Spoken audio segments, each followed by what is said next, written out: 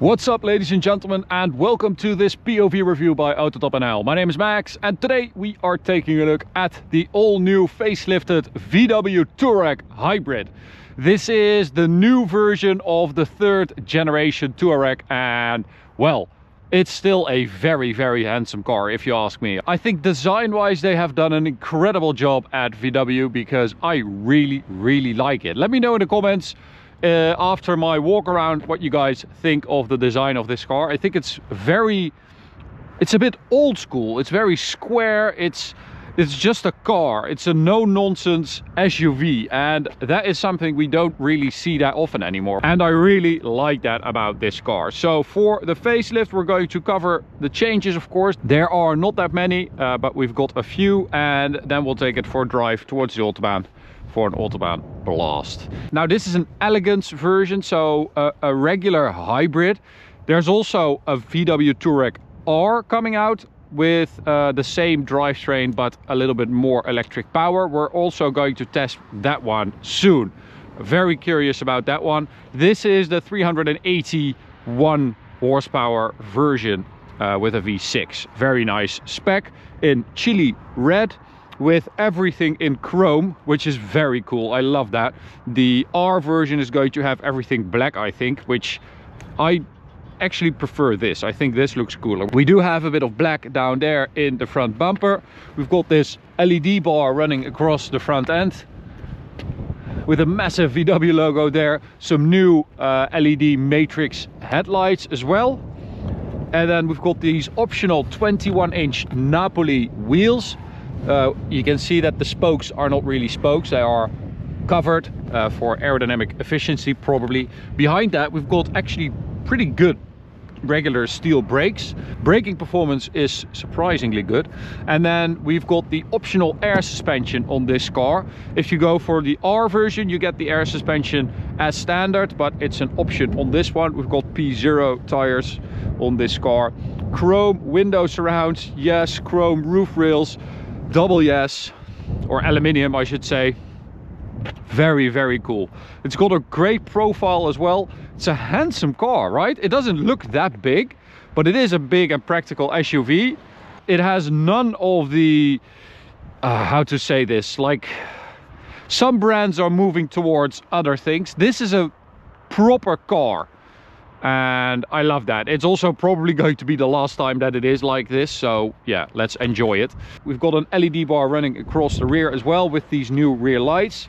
Very handsome, and an illuminated badge on the rear as well, the VW badge, which I guess we're going to see a lot more of. And then we've got a hybrid badge there and a proper exhaust. Look at that. Hello. This is great. 10 points for Gryffindor. I mean Volkswagen. Very good. Very good. I mean, there are cars that are much more expensive than this that don't do this anymore. So 2 thumbs up for VW on that front. We've got a big boot, although you do lose out a bit of storage space because you have the battery pack that sits below the floor here. Normally you have a bit more storage here. We've got a Dynaudio subwoofer in here as well. So this is, I think, 655 liters, and normally you have 810 with a non-hybrid version. So that's the difference. That's the trade-off you have for having the hybrid. And then you have the air suspension button right there, and the tow hitch, which is electric. So close it up and we'll have a look at the engine.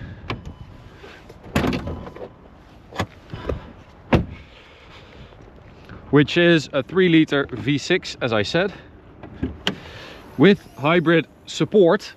The V6 has 340 horsepower. It's also available with just the V6. You also have a V6 diesel, and then this hybrid version has 381 horsepower, 600 newton meters, and the R version is going to have 462 horsepower and 700 newton meters. So a little bit of a bump, and that is pure electric power. So the R has the same petrol power. But this is a very nice drivetrain. It really is. It's not that modern. It's not like groundbreaking, I would say, but it's very functional and it works well.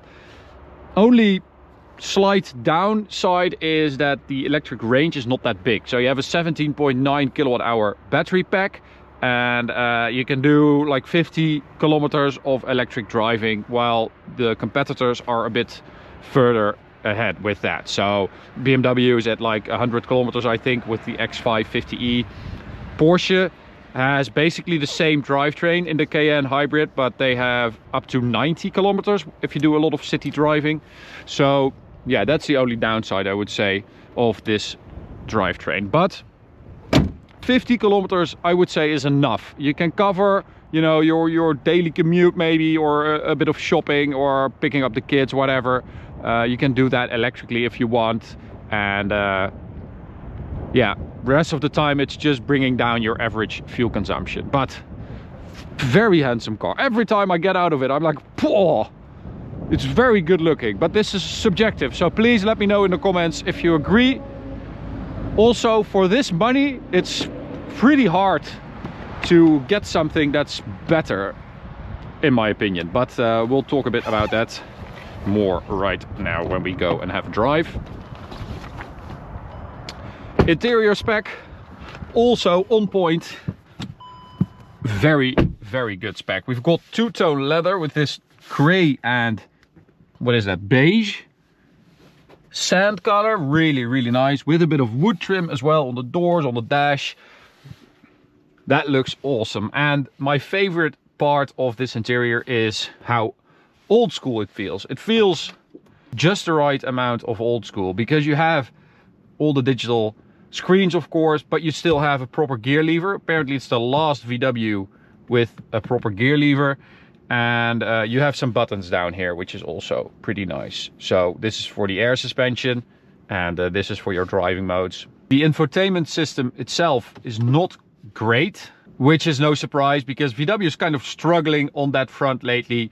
But I do like that you have a lot of shortcuts. So you've got your climate down here, and you've got some of the most important features and menus on the left here, and then the main menus on the top, which works. And it's like, you can see that when I get close with my finger, you can see more stuff. So that kind of works. I just feel like the menus are a bit weird, and maybe it's just a matter of getting used to. But yeah, it's not the best design, but I do quite like the entire experience of it, especially because you still have a physical volume button. You have your traction control button here. Just hit it once and it's off, which is also great. Yeah, so really, really like this interior. You also have a very high dash, so it's a very old school SUV experience, because you sit like in it, and you have this high center stack, and then the high dash, and it's like coming home. I love it. So compared to the pre-facelift, the interior actually has a better steering wheel in this one. The last one was like you're driving a caddy, and they ditched two handlebars that you had on the center stack. But I do think that this looks a bit more premium with this leather, so I guess that's why they did that. But I liked having those two handles right there. Other than that, the changes are not that big. In general, it's a relatively modest facelift, I would say, but it's still a very good car. I mean, it didn't need a big facelift. So driving modes, we're in sport mode. We're going to go for hybrid. And then you can use these arrows if you wanted to charge up the battery using the petrol engine. And yeah, let's go. So you take off electrically. And then when we ask a bit more, the petrol engine comes to life. And it's a very, very smooth experience. Driving it is just amazing with that air suspension and this drivetrain, which is smooth as butter. It's very quiet. It's not the most responsive thing ever, so if you ask for a bit more, you get mainly electric power, and then the gearbox and the petrol engine have to think a bit about what they want to do. But in general, it's a very, very good drivetrain, even though it's, well, I don't want to say old, but it's been around for a while now, but it still works really well. This 340 horsepower V6 and then a little bit of electric boost. It's not bad. It's also still very comfortable in sport mode. Now, we have adaptive dampers on this car. In most other countries, you can also get a 48 volt anti-roll system, which is quite an expensive optional extra, and that's why they ditched it here in the Netherlands, unfortunately. But you should be able to get that anywhere else, or in most countries. And especially on the R, I think that would be, you know, a cool option to have. Air suspension comes as standard on the R as well, but we'll talk a bit more about that car when we drive it.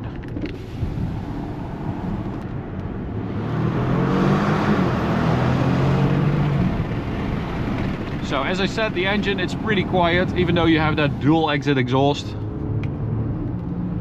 And we also have launch control, so we just hit sport for the gearbox and then traction control off, foot on the brake, full throttle, builds to like 2, just over 2, and then you have launch control. 0 to 100 claimed 5.9 seconds by VW, but we did 5.57, so that's quite a bit quicker.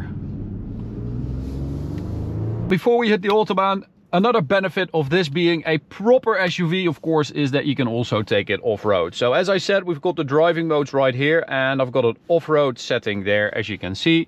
We even have an expert mode, which allows you to change certain settings on the off-road mode.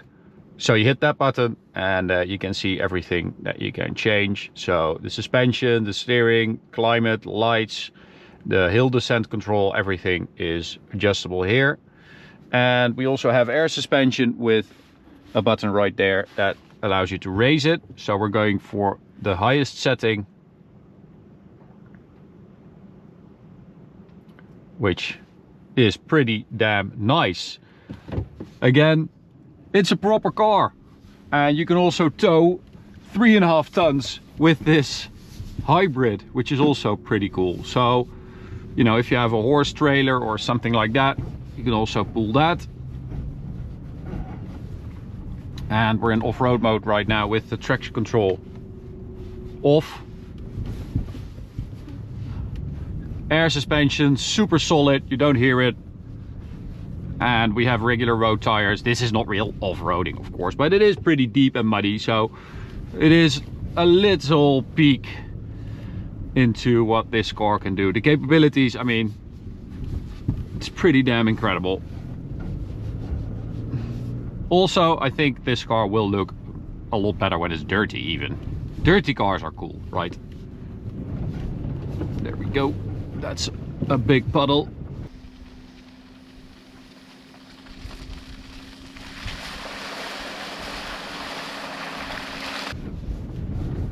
Whoa, whoa, whoa.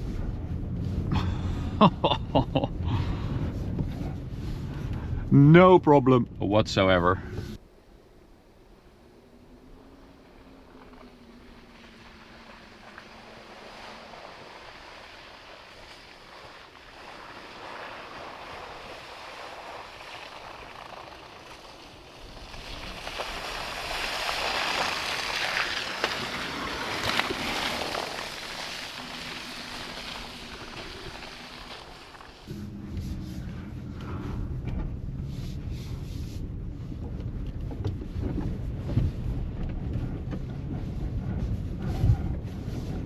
That's very slippery.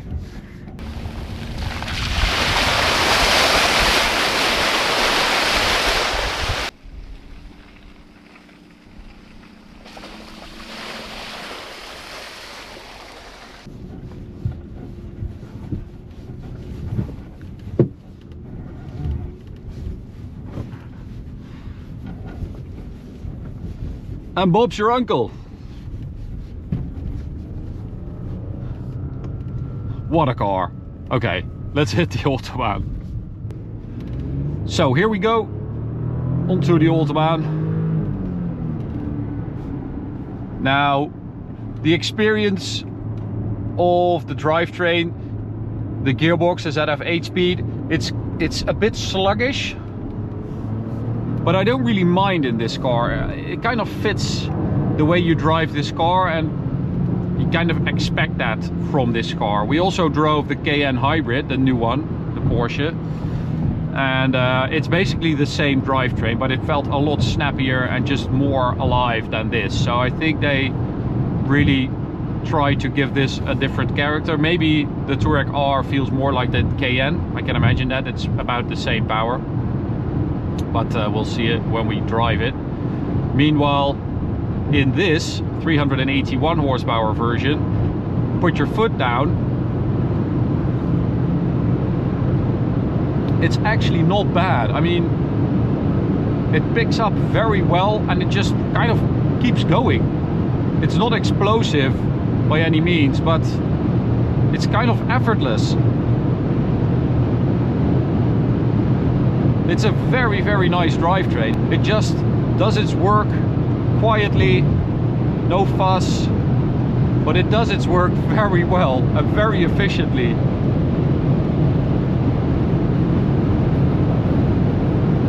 So top speed 250 kilometers an hour.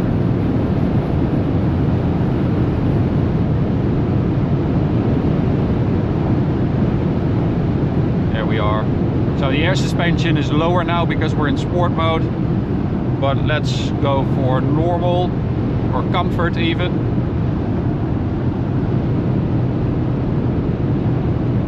And let it soak up everything. It's a really, really good cruiser, this. Amazing car to take on your holiday.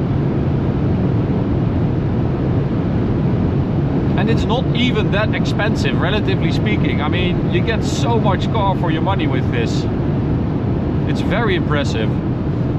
I mean, just look at the top speed, value for money wise. It even does 257 kilometers an hour GPS, so you get a little bit of extra there. It just offers so much. Also, interior quality, really, really good. I mean, I know it's like the most basic one of the brothers, like Touareg, Audi Q7, Porsche Cayenne, but I mean, this feels really premium to me. The leather is nice and soft. We've got beautiful wood trim. It's just perfect. And I love the sort of modest feeling you get. It's like, it's not a shouty car. It's not in your face. It doesn't pretend to be anything it's not, which is something we see a lot with manufacturers these days. They all try to hide stuff or try to make it look or feel better than it actually is. This is just what you see is what you get. And that is something that I really miss about cars these days. This feels like it. That's why it speaks to me in that sense. It's just a car. It's an SUV. It does what it says, and it does so really, really well. Also, performance-wise, we measured 100 to 200, of course, 15.8 seconds, which is around the same time as a Mercedes AMG GLE 53, so the baby AMG version, and it's around the same time as a BMW X5, the new one, M50 diesel. So proper performance as well, and this is not even the fastest version. The R is coming still, so this is a properly impressive car.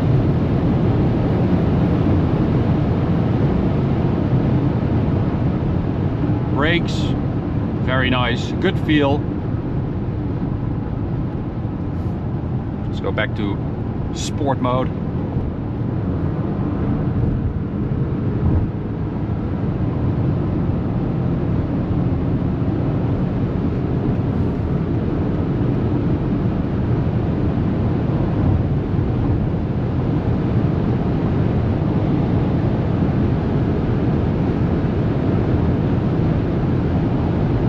I also quite like this whole setup with this screen. It feels well integrated into the interior.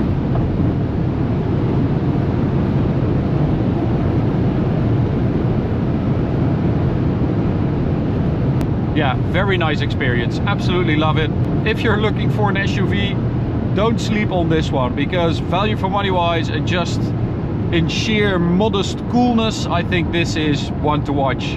Really love it. Can't wait to drive the R version. And well, hope you enjoyed it. You can subscribe by clicking the big button in the middle. You can also check out this video or this playlist. See you at the next one. Bye.